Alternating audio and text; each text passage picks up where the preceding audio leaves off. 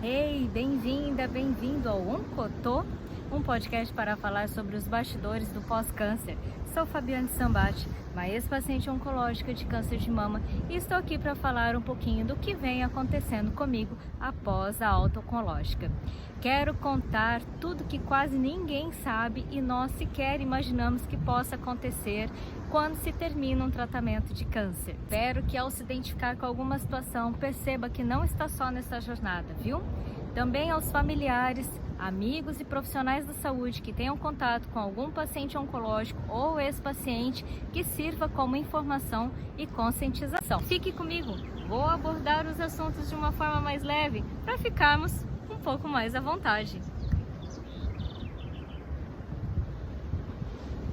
Episódio 03 Senhor Luto.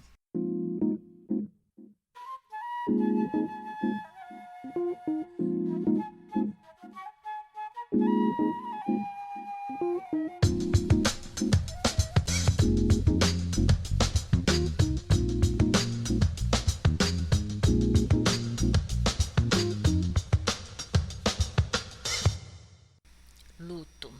Eita, assunto puxado esse, hein? Esse rende. Mas eu vou começar falando sobre a definição dos dicionários. Alguns deles dizem assim: sentimento de pesar ou tristeza pela morte de alguém. Tristeza profunda causada por grande calamidade, dor, mágoa, aflição ou aspecto tristonho das coisas. Foi assim que eu me encontrei. Tristonha, profunda, nem me reconhecia. Foi quando eu terminei tudo definitivamente. A alta oncológica veio, mas eu ainda tinha cirurgias para fazer. Foi definido pela cirurgia apenas da mama doente e eu havia criado uma resistência, porque na época eu queria que tirasse a mama saudável também. Eu achava que a todo momento o tumor poderia voltar nessa outra mama, mas as três médicas, doutora Beatriz, doutora Ana Herrera e a doutora Shane, insistiam em dizer: não faremos a mastectomia da mama saudável, não há necessidade disso. Eu precisei de um tempo para reconfigurar essa informação e entramos para essa cirurgia. E ela foi a última. Um pós-cirúrgico, obviamente, muito dolorido, mas quando ele se encerrou, passado uns 15 dias, que ela foi em 19 de setembro de 2019, eu entendi que eu estava livre. Dali para frente, eu não teria freios. Tudo recomeçaria do zero, sim, com todo gás. Só que nessa ideia de recomeçar do zero, teve uma ponte para chegar nela. E essa ponte eu chamo de luto. Eu entrei imersa numa profunda tristeza, numa calamidade, numa dor sem fim. Era até uma aflição mesmo. Eu estava consciente do que eu estava sentindo e eu não conseguia sair disso. Eu me peguei um dia acordando com essa tristeza. Muitas perguntas começaram a vir à tona. Eu me olhava, pensava: uau, acabou! Caraca! Agora sim, terminou de vez. Praticamente 2 anos inteiros em função de um tratamento. Eu fui então para esse luto, porque eu percebi que eu tinha que passar por ele. Eu imaginei que eu fosse passar alguns dias apenas tristonha, mas que eu fosse conseguir fazer as minhas coisas normalmente. Nesse dia que eu acordei tristonha, passei observando. Até a hora do almoço estava tudo certo. Quando foi passando para o meio da tarde para frente, e quando caiu o sol principalmente, veio o escuro da noite e a escuridão da alma. E daquele dia em diante, eu passei os próximos 5 dias profundamente numa dor que eu nem sabia de onde vinha tanta dor assim. Primeiro e o segundo dia, depois que eu detectei esse luto, eu ainda olhava o celular de vez em quando. Do terceiro dia em diante, eu já não olhava mais. Eu já nem sabia mais onde ele estava, para ser bem sincera. Porque era assim, acordava e dizia ao corpo: levanta-te. Não parece bíblico? Mas esse corpo não levantava. Ele se arrastava. Eu ia para a sala. Malemar passava pelo banheiro, né? Só para fazer aquele básico. Eu nem ligava a TV. Para quê? Não estava interessado em nada. Eu passava a manhã inteira deitada naquele sofá. Quanto mais escurinho, então melhor, viu?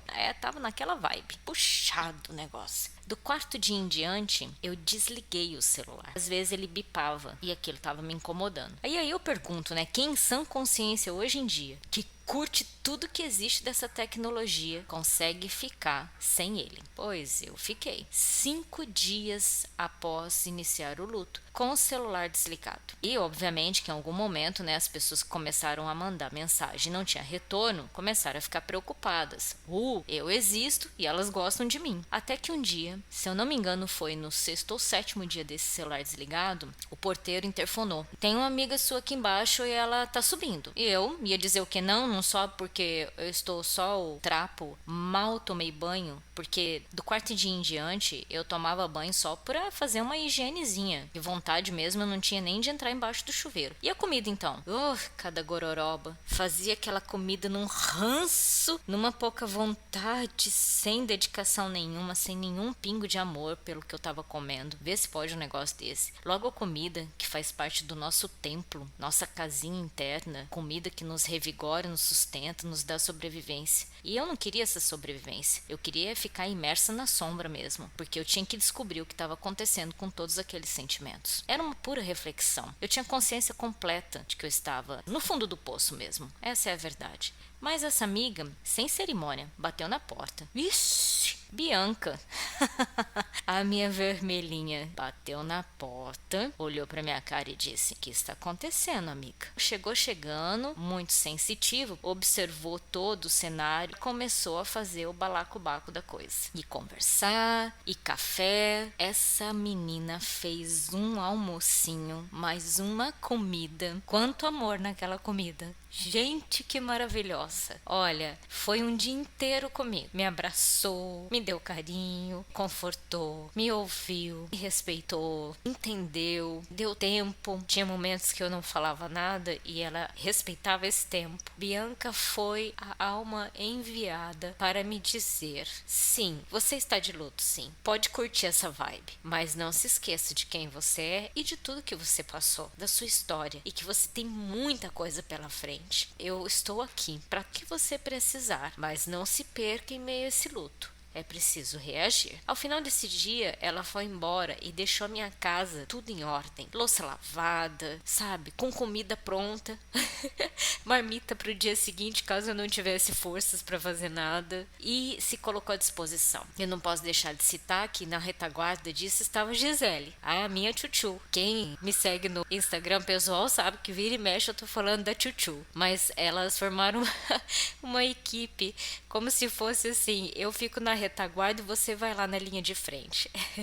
E eu permaneci ainda por mais em torno de 5 dias nesse processo, revisando tudo que havia acontecido comigo. O sentimento era assim: eu estava fazendo um tratamento oncológico, havia entrado no armário de Nárnia e eu não saía dele não. Entrei e fui firme e forte me aventurar nesse tratamento todo durante esses 2 anos praticamente. Só que eu tinha que sair desse armário uma hora, porque aquela aventura toda estava se encerrando, não tinha mais o que fazer, a missão tinha sido cumprida, precisava voltar para a realidade e eu não conseguia. Essa foi a questão do luto, entender que eu já não precisava mais permanecer nesse armário. Mas foi muito difícil entender isso. Eu estava completamente condicionada no piloto automático a fazer tudo que me pediam. A equipe médica designava e eu, como uma boa soldado que sou, cumpria. Só que a batalha havia terminado e nós, eu, equipe médica, espiritualidade, todos numa equipe só, havíamos concluído. A missão tinha sido cumprida com êxito e eu não estava entendendo isso. Esse luto me fez refletir de uma maneira absurda. Foi uma profunda expansão de consciência, inclusive, porque dele eu colhi muitas informações para começar esse processo do pós-câncer. Eu sei que tem pessoas muitas vezes que terminam e passa até um pouco despercebido o luto. Elas lidam de outras maneiras, tem N maneiras de lidar com o término do tratamento. Mas para mim, acho que minha alma precisava vivenciar essa imersão das sombras, entender quem eu sou. Tamanha força eu tive para enfrentar todo esse processo e que tinha muita coisa ainda pela frente. Tanta coisa que são os próximos episódios que eu vou contar, mas aquele momento eu cavei tudo que tinha dentro de mim e fui colocando cada pensamento em uma caixinha. E dia por dia eu ia refletindo, abrindo uma caixinha e pensando: este sentimento, o que é saudável permanecer com ele e o que eu devo deletar? Foi assim que eu fui fazendo o meu processo de luto. Cada dor dilacerante que eu tirava de dentro de mim ali, que eu abria aquela caixinha, eu tratava. O máximo que eu conseguia, dizia: pronto, meu filho, fica aí, porque daí tu não sai mais.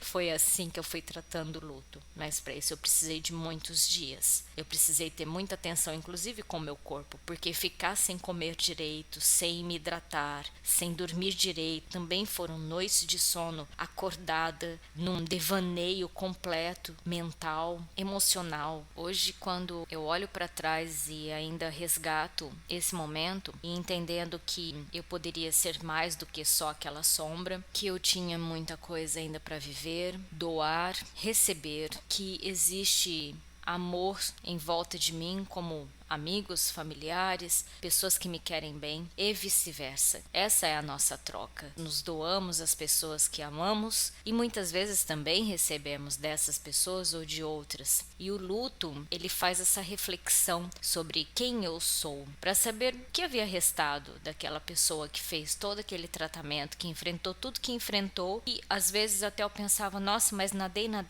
tanto para morrer na praia? Não, eu só estava concluindo o ciclo e eu precisava colocar um ponto final nele. Com esse sofrimento profundo, com essa busca pelo meu eu me reencontrei e eu consegui recomeçar do zero, e com o apoio de amigos como Bianca, Gisele e tantos outros que tiveram uma sensibilidade a mais para compreender, me ajudar nesse momento. E eu não vou nem citar aqui todos os nomes, porque muitas pessoas foram muito gentis comigo. A minha turma do John, que nós chamamos assim, também estavam muito próximos de mim neste momento. E eles entenderam perfeitamente o que estava acontecendo. Foram de uma delicadeza, uma graça. Hoje estamos mais distantes um pouco, mas eu sei que dentro do coração de cada um nós pertencemos bastante ainda. Eu consigo entender o quanto foi primordial permitir vivenciar esse momento de introspecção e de sombras, para só depois disso, e no meu tempo de absorção, eu conseguir dar um restart. Encarar um luto, ele não é fácil,